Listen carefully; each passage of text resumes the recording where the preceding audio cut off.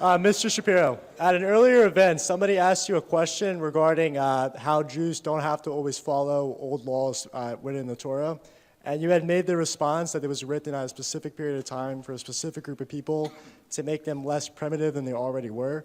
So my question is, if you can view God's law in the Torah almost like a living document where you kind of pick and choose what to follow, why can't you follow man's law like the Constitution as a living document? So I am an originalist when it comes to the Torah, but the question is what was the meaning of the Constitution at the time? And the same thing is with regard to the Torah. What was the meaning of the Torah at the time? So just like the Constitution, for example, says in it that you have a right to keep and bear arms, and the word arms is broad enough to encompass this idea that, you know, it's not just the arms that were available at the time. It means arms. It means like you can have a rifle, you can have a pistol. It doesn't just mean that you have a right to a musket.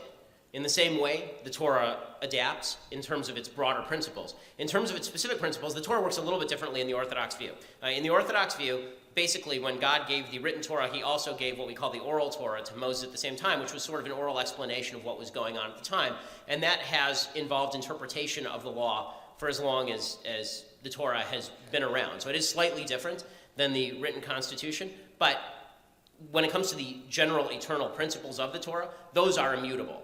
And the question is which ones are immutable and which ones are not. And the answer is typically that I think the easiest basic answer is whatever the Torah says you can't do, you can't do. And whatever the Torah says you can do, you still might not be able to do.